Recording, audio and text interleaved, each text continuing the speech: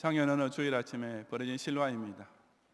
제가 목욕실 문 앞에 있었는데 차마 이름을 밝힐 수는 없는 어느 여집사님이 한없이 순진무구한 미소를 띠며 제게 다가오더니 목사님 손을 펴보세요 하는 것이었습니다. 무언가 미심쩍어서 잠시 주저했지만 다시 한번 재촉하는 바람에 어쩔 수 없이 손을 펴 보였더니 그 집사님이 자기의 주먹 쥔 손을 제 손바닥 위에 올려놓으면서 무언가를 떨어뜨리고는 즉시 돌아섰습니다. 저는 제 손바닥 위에 올려진 물체를 보는 순간 비명을 지르면서 떨쳐버리는데 그것은 죽은 바퀴벌레였습니다.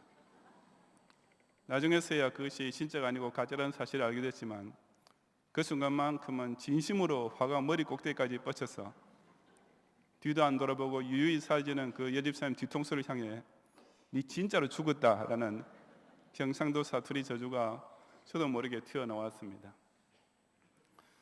아시는 분들은 잘 아시다시피 제가 명색이 트리플 A형 아닙니까?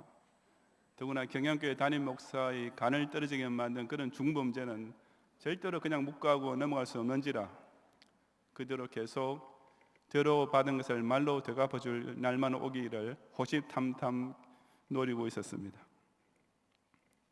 그러다가 한 달 후쯤인가 로뎀 카페에 들렀다가 드디어 전로의 기회를 맞이했습니다. 그 괘씸한 범인이 카운터 앞에 서서 음료를 주문하느라 저의 접근을 전혀 눈치챌 수 없는 무방비 상태에 있는 것을 포착했던 것입니다. 제가 마치 먹이를 노리는 맹수처럼 살그머니 뒤로 다가가서 왁! 하고 소리를 질렀더니 아니나 다를까 그 역사님은 깜짝 놀라 혼비백산하면서 그에 까무러칠 뻔했습니다. 그런데 회심의 미소를 짓고 있던 제 쪽으로 얼굴을 돌린 그 여집사님은 앞불사 제가 생각했던 그 범인이 아니라 그 뒷모습만 정말 똑같이 생긴 엉뚱한 사람이었습니다. 정말이지 미안하고 무안하고 난감하고 창피하기 이럴 데 없었습니다. 저도 그렇지만 아닌 밤중에 홍두깨를 그것도 목사란 사람한테서 주일 오후에 교회에서 얻어맞은 그 교인도 정말 어처구니 없었을 텐데 혹시 그 일이 시험이 돼서 지금 우리 교회를 떠나신 것은 아닌지 심히 염려가 됩니다. 그런 식으로 사람을 놀라게 만드는 것은 당하는 사람의 정신 건강에 아주 좋지 않고 또 저처럼 설상가상의 후유증까지 유발시키지만은 하나님께서 사람을 놀라게 하시는 일은 오직 선하고도 위대할 뿐입니다.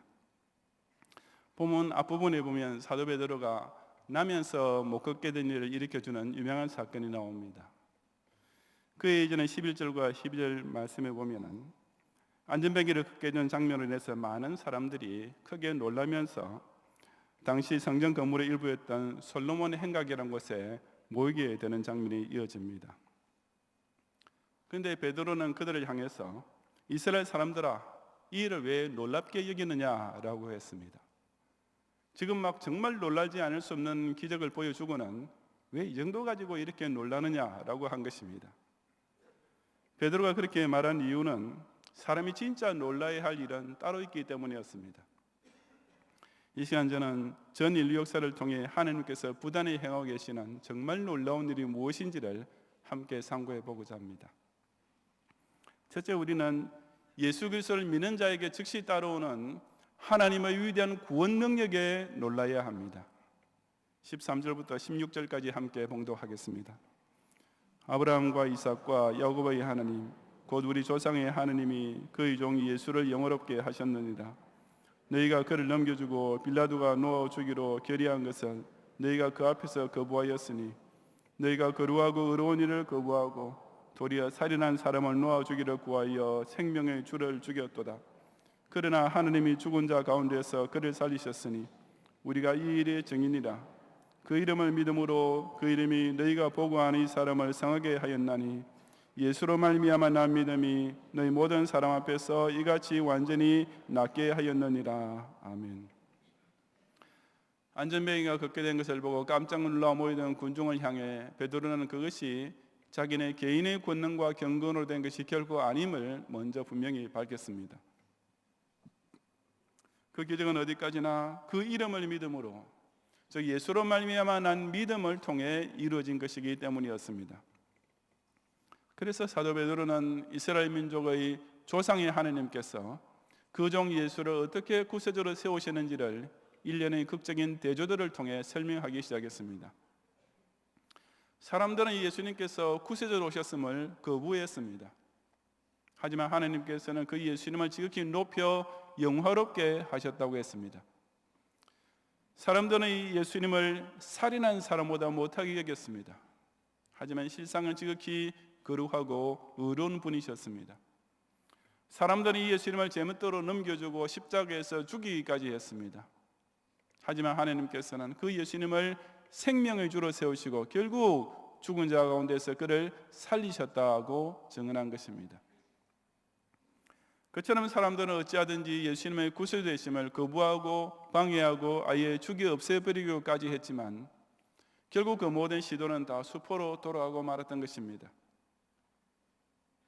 세상 모든 사람들이 하나같이 악의 극한까지 도달한다 할지라도 예수 그리스도의 거룩하고 의로우신 본성에는 결코 변함이 있을 수 없습니다. 세상 사람들이 단 한 명도 회개하지 않고 모두 다 죽음의 길로 치닫는다 할지라도 예수 그리스도께서 생명의 주요 부활의 주가 되신다는 이 사실에는 아무 영향조차 끼칠 수가 없습니다. 세상 모든 사람이 예수님을 부인하고 다 불신자가 된다 할지라도 그것이 예수님의 그리스도 되심을 조금이라도 약화시킬 수가 없는 것입니다. 왜냐하면 사람들이 인정해 주어서, 사람들이 믿어 주어서, 사람들이 받들어 주어서 예수님이 구세주가 되신 것이 결코 아니기 때문입니다. 예수님을 구세주로 세우신 분은 오직 하나님이셨습니다. 살아계신 하나님께서 친히 그 종 예수를 높이 들어 우리의 구세주로 삼으셨습니다. 그러므로 이 실로 위대한 능력, 예수님을 그리스도로 세우신 이 하나님의 능력을 사람이 자기의 의심으로 대항하거나 자기의 불신으로 감히 도전할 길이 결코 없음을 깨달아야 하는 것입니다. 우리는 오직 하나님께서 당신의 최고의 능력을 친히 발휘하여 세우신 예수 그리스도를 믿고 나음을 얻어야 할 따름입니다. 예수님의 구원 능력은 갈보리 십자가 바로 밑에 있던 사람에게만 적용될 정도로 약하지 않습니다. 멀리 가면 갈수록 약해지는 자력 같은 것이 아니기 때문입니다. 그 구원의 능력은 성지 순례를 하고 성자 유물의 입을 맞추어야만 전달될 수 있는 공간적인 제약을 받는 것이 결코 아닙니다. 그 대속은 머리에 손을 얹고 안수를 받아야만 혹은 최소한 십자가 장식을 목에 걸든지 성호를 그어야만 효력이 발생되는 유치한 것도 결코 아닙니다. 십자가를 보지도 못했던 안진뱅이가 오직 그 이름을 믿음으로써 당장 나음을 얻었던 것처럼 그 언제 어디서나 그 어느 누구에게나 오직 믿기만 하면 즉시 효력을 100% 발휘하는 불변의 능력인 것입니다. 그럼에도 불구하고 오늘날도 어떤 목사가 신유의 능력을 행한다더라, 어떤 권사가 기도만 해주면 당장 낫는다더라는 따위의 소문에 놀라고 그 앞에 구름대처럼 몰려드는 사람들이 지상교회 안에조차 너무 많습니다. 그처럼 개인의 경건과 능력에만 놀라는 종교적 공연장 인파가 되지 말고 오직 살아계신 하나님께서 구세주 예수 그리스도를 통해 언제 어디서나 세상의 그 어떤 사람에게나 베풀으시는 이 위대한 구원의 능력에 놀라고 감탄할 줄 아는 성도들이 되시기를 바랍니다. 둘째, 우리는 그 어떤 죄까지도 회개할 기회를 주시고 용서를 베푸시는 하나님의 무한한 사랑에 놀라야 합니다. 11절부터 21절까지 함께 봉독하겠습니다.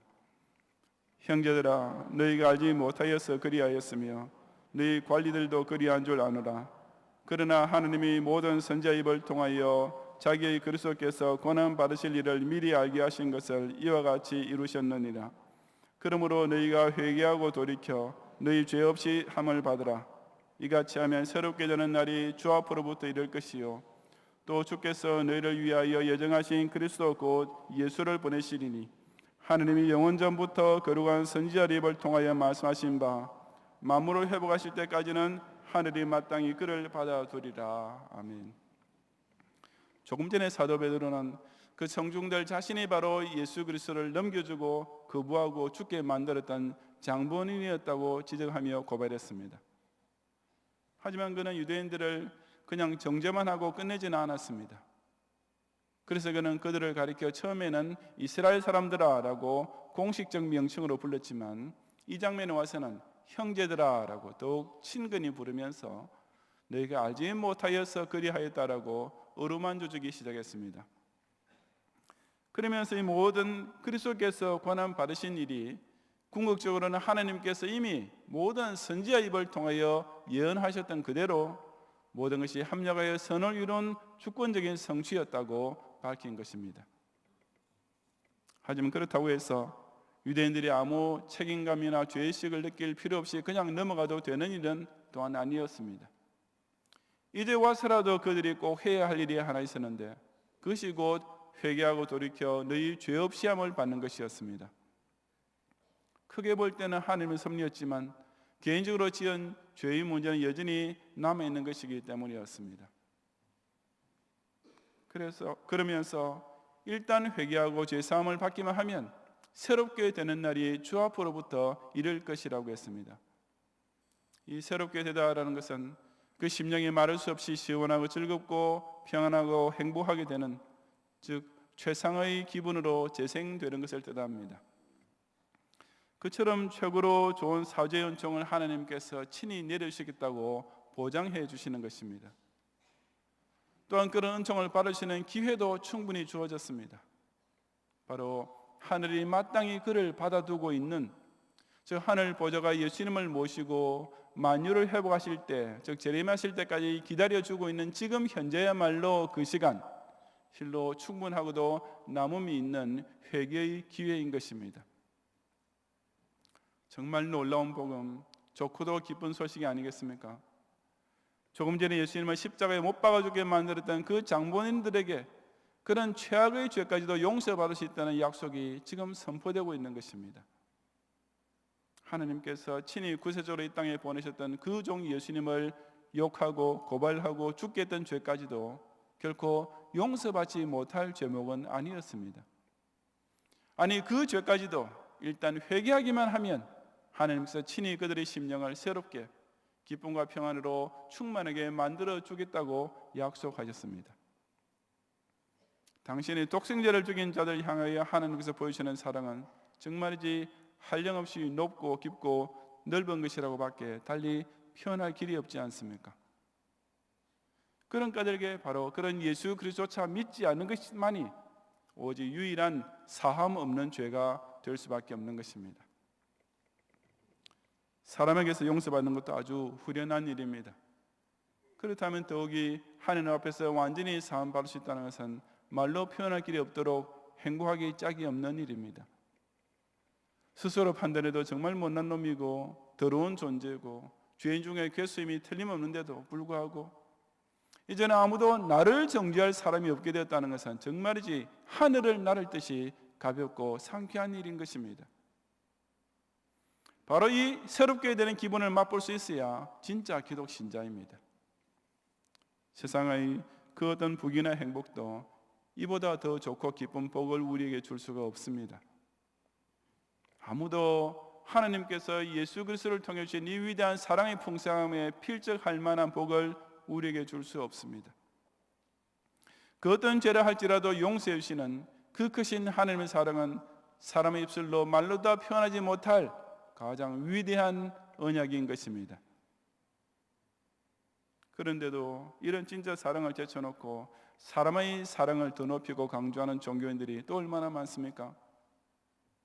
교원들끼리 좀 웃어주고 좀 친절히 해주고 좀 도와주고 하는 것을 두고 기독교 정신의 궁극적인 실천인 것처럼 떠버리는 교인들, 사람 사이에 서로 베풀어주는 희생과 봉사에만 감격하는 교회들도 부지기수입니다. 하나님의 사랑을 제쳐놓고 그런 사람의 사랑만 요란한 것이 어떻게 구원받은 성도들이 모인 신앙 공동체의 진면모가 될 수 있겠습니까? 당신의 위아들을 십자가에 못 박아 죽인 자들에게까지도 똑같이 회개할 기회를 주시고 완전히 새 사람 되는 사죄 은총을 베푸시는 이 말로 표현할 길 없는 하나님의 사랑에 정말 놀라고 감격하는 성도들이 되시기를 바랍니다. 셋째, 우리는 구속사를 그 계획안대로 성취해 가고 있는 하나님의 완벽한 예정과 오묘한 섭리에 놀라야 합니다. 22절 이하 26절까지 함께 봉독하겠습니다. 모세가 말하되 주 하나님이 너희를 위하여 너희 형제 가운데서 나 같은 선지자 하나를 세울 것이니 너희가 무엇이든지 그의 모든 말을 들을 것이라. 누구든지 그 선지자의 말을 듣지 아니하는 자는 백성 중에서 멸망받으리라 하였고, 또한 사무엘 때부터 이어 말한 모든 선지자도 이때를 가리켜 말하였느니라. 너희는 선지자들의 자손이요 또 하나님 너희 조상과 더불어 세우신 언약의 자손이라.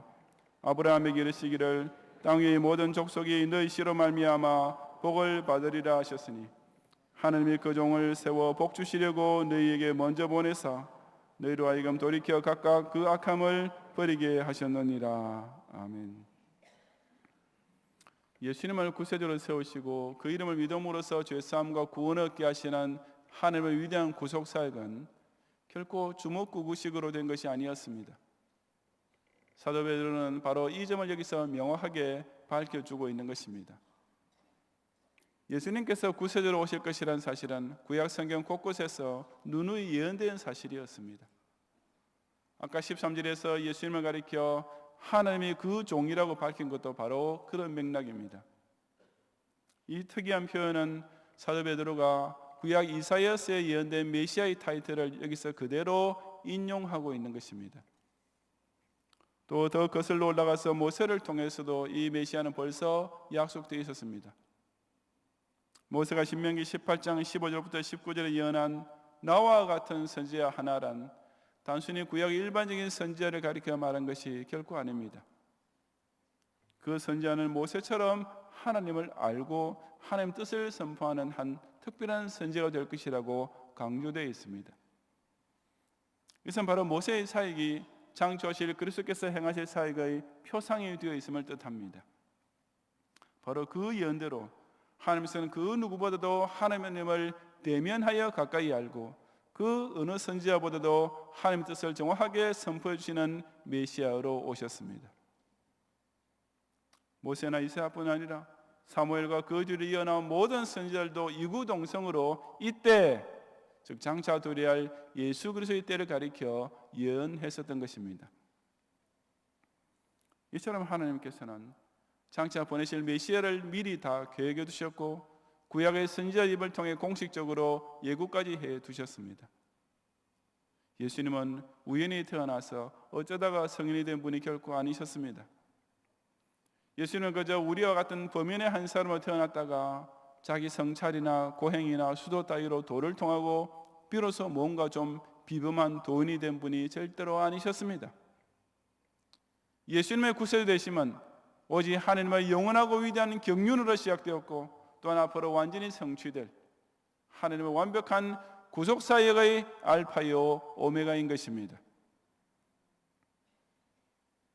그 같은 하나님의 예정과 섭리는 비단 오실 메시아에게만 해당되었던 것이 아니라 그 택한 백성에게까지도 적용되는 것이었습니다. 너희는 선지자들의 자손이요 언약의 자손이라고 사도 베드로가 그 사실을 유대인들에게 일깨워 주었습니다. 하나님께서는 택한 백성을 구원하시기 위해 그들에게 예언으로 미리 일러주셨고 일찍부터 약속까지 해주셨던 것입니다. 그처럼 이미 아브라함의 언약의 자손으로 예정된 자들로 하여금 돌이켜 각각 그 악함을 버리고 복을 받게 하시기 위하여 하나님께서는 그 종을 세워 십자가의 구원 사역을 성취하고야 마셨던 것입니다. 미리 택하시고 약속해 주시고 불러주셨으며 결국 그 언약대로 예수 그리스도를 보내신 일에 이르기까지 전 구속사의 모든 사건은 실로 하나님의 완벽한 계획과 실행이었습니다. 예수님 외에는 아무도 예언된 구세주로 이 땅에 오지 않았다는 것은 조금만 눈뜨고 살펴보면 누구도 부인할 수 없는 사실입니다. 공자나 석가나 마호메트는 결코 그 탄생이 예언되지 않았습니다. 하나님께서 계획하셔서 보낸 구세주가 아니었기 때문입니다. 비단 구세주뿐 아니라 그 구원받을 성도까지도 미리 택하시고 때가 되면 부르시고 믿게 하신 하나님이셨습니다. 사람 자신의 의지나 공로가 있을 때 그 조건에 부응해서 구원해 줘야 하는 무력한 신이 아니신 것입니다. 세상의 그 어느 종교도 그 어떤 신도 이런 구원을 사람에게 베풀지 않았습니다. 아니, 그런 완벽한 구원을 결코 베풀 수 없었습니다. 왜냐하면 그들은 무능력한 신이요 죽은 신이며 실제로는 없는 신이기 때문입니다. 적어도 절대자이신 신이라면 이런 중요한 일은 완전 무결하게 착착 진행시켜 나가야 하지 않겠습니까? 신이 인간의 구원을 우연의 법칙에 맡긴다든지 각 개인의 판단과 양심에 맡겨버릴 수밖에 없다면 그것은 너무나도 약한 신입니다. 그런 신은 사람의 자신의 영생 구원이라는 이 중차대한 문제를 두고서 믿고 의지하기에는 너무나 무력하기 짝이 없는 신인 것입니다. 그러므로 예정론은 참된 기독신자에 있어서는 의심이나 비판의 대상이 결코 될 수 없고 오직 하나님의 높고 위대하심에 대한 감탄과 찬미를 절로 불러일으키는 오묘한 진리이며 개인 구원에 대한 확신을 굳게 세워주며 뜨겁고도 진정한 감사의 이유를 제공해주는 너무나 귀중한 교리임을 깨달아야 합니다. 나를 모태에서 조성하기 전부터 택정하셨다. 나를 만세 전부터 구원하시기로 작정하시고 때가 되면 부르셨다. 이런 말씀 앞에서 우리 개혁주의 기독신자는 깊도다 하나님의 지혜와 지식의 풍성함이여 그의 판단을 헤아리지 못할 것이며 그의 길은 찾지 못할 것이로다. 누가 주의 마음을 알았느냐? 누가 그의 모사가 되었느냐 하고 그저 찬탄할 뿐입니다. 누가 주께 먼저 드려서 갚으심을 받겠느냐? 이처럼 택자를 스스로 예정하시고 구원하시는 하나님께 감히 어떤 인간이 자기의 선행이나 공로를 먼저 드려서 그 구원을 상급으로 받을 재주가 있겠느냐? 이것이야말로 진짜 위대하신 하나님을 만난 그 하나님의 선하신 뜻과 오묘하신 섭리로 구원받게 되었음을 깨달은 성도가 외칠 수밖에 없는 참된 신앙 고백이 아니겠습니까? 사람의 정진이라는 것을 구원의 길로 여기고 사람의 득도라는 것에 감탄하는 종교는 끝까지 사람 수준에서 결코 벗어날 수 없는 우문을 난 개구리 종교일 뿐입니다. 택하신 백성을 구원하시는 하나님의 역사가 그 구세주를 약속하시고 보내시는 것부터 시작해서 그 택자를 불러 회개시켜 영생의 복을 얻게 하시는 과정이 이르기까지 이처럼 완벽하고도 오묘하고도 위대함을 인하여 진정 놀라고 찬양하며 영광을 돌리는 성도들이 되시기를 바랍니다. 성도 여러분, 안전병기가 일어난 기적에 놀라 모이던 사람들 앞에서 사도 베드로는 계속 제2탄, 3탄의 신유 기적으로서 그들을 예루살렘 교회로 끌어들이려 하지 않았습니다. 그는 오직 훨씬 더 위대한 사실, 사람들이 정말 놀라야 할 하나님의 역사를 그들 앞에 똑똑히 선포했을 따름이었습니다. 예수 그리스도를 통한 하나님의 구속 역사, 이것이야말로 이 땅에 이르는 그 어떤 기사나 이적도 필적은커녕 비교의 대상조차 될 수 없는 가장 놀랍고도 위대한 사건입니다. 하나님께서는 사람들이 귀히 여기지 않고 거부했던 그 종을 거룩하고 의로우신 생명을 구세주로 세우셨습니다. 사람의 가장 악한 죄까지도 단번에 용서하시는 놀라운 사랑을 바로 이 예수 그리스도를 통해 베풀어 주셨습니다. 우주 역사 가운데 가장 크고 위대한 구속 사업을 그 구세주를 보내시는 일부터 시작해서 택한 자를 부르시고 구원의 완성에 이르게 하시기까지 단 한치 오차도 없이 완벽하게 성취하고 계십니다. 실로 유일하신 절대자답게, 실로 높고 위대하신 주권자답게 행하시는 참으로 놀라운 일이 아니겠습니까? 그러므로 교회는 목사가 사람 이마를 손바닥으로 치면 뒤로 발락 나자빠지고 귀신이 떠나버렸다고 하는 그런 따위 장면을 신기하고 여기고 놀라는 것이 아닙니다. 목사가 무슨 강신술사나 무당입니까? 교회는 오직 당신의 독생자를 화육강세시켜서 구세주로 세우심으로써 죄인들이 그 예수님을 영접하고 믿고 고백하고 따라가야 되는 이 신기한 구령의 사건에 깜짝깜짝 놀라는 것이 되어야 합니다. 기독교는 누가 훌륭한 사회사업만 평생도록 하고 살았다고 해서 성전이 성년이 어쩌고 하며 추앙하는 종교가 결코 아닙니다. 교회가 무슨 인기 연예인을 보고서 환호하며 열광하는 공연장입니까? 사람이 제 아무리 선을 행하고 사랑을 베푼다 해도 당신의 독생자를 죄인을 위해 거주신 하나님의 사랑보다 더 놀랄 사랑, 아니 거기에 감히 비교나 될 수 있는 선이 어디에 있겠습니까? 그 크신 하나님의 사랑에 가슴이 터질 듯이 감격하면서 절로 떨고 무릎을 꿇고 눈물이 넘쳐 흐르게 되는 은혜의 놀라움만 끝없이 충만한 것이 진짜 기독교입니다. 기독 신자들은 누구처럼 어떤 중의 시체를 화장시켰더니 사리가 몇 개나 나왔다고 흥분하고, 고성의 무덤을 1000일 지난 후에 파내어보니 하나도 썩지 않고 미이라가 되어 있었다고 놀라는 자들같이 저질 종교인이 되어서는 안 됩니다.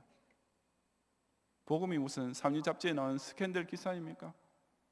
영생구원이 무슨 박물관에 갖다 놓을 박제입니까? 하나님의 위대하신 구속사가 주의 몸된 교회를 통해 바로 내 삶 속에서 실현되고 있다는 이 말로 다룰 수 없는 충격적인 현실에 놀라고, 나 같은 죄인이처럼 높이 들어 크게 써주시는 오묘한 섭리에 저 여러분 놀라고 또 놀라고 매일 새롭게 놀랄 줄 알아야만 합니다. 그런 까닭에 우리 예수님께서 기묘자라고 부르게 되신 것이 아니겠습니까? 핸델의 유명한 오라토리오 메시아 중 하나기야 우리를 위해 나셨다라는 합창은 기묘라 모사라 전능의 주 영존의 아버지요 평강의 왕, 제가 노래 잘못 불러서 죄송합니다. 안 부를 수가 없습니다. 너무나 멋진 찬송이었어요. 그 가사에서 절정에 도달합니다. 바로 이 부분의 가사가 이사야 9장 6절을 인용한 것인데, 여기서 기묘자라는 말이 영어로는 그냥 원더풀입니다. 얼마나 놀라운 분이시면 그 이름조차 기묘자이시겠습니까? 그러므로 이런 놀라운 구세주를 따른다는 기독 신자의 신앙이 병자가 고침받는 것을 보고 놀라는 수준에 머물러 있어서는 결코 안 됩니다. 복받았다고 흥청거리고 무슨 요란한 소문을 듣고 이리저리 우르르 몰려다니는 저질 종교가 되어서는 절대로 안 되는 것입니다. 왜냐하면 기독 신앙의 진짜 놀라운 일은 결코 무슨 신유언사나 기복이나 표적 따위에 있는 것이 아니기 때문입니다. 그 진짜 기묘한 일은 어디까지나 위대하신 하나님의 놀랍고 깊고도 완벽한 구원 역사에 있습니다. 예수 그리스도를 통한 택자 구원, 이것이야말로 기독교 신앙에서 가장 놀라운 기적 중의 기적임을 깨닫고, 이 놀라운 복음 중의 복음을 자신의 가장 귀한 보배로 간직하며 온 세상을 향해 크게 외쳐 전파하는 경향의 성도들이 되시기를 주님의 이름으로 축원합니다.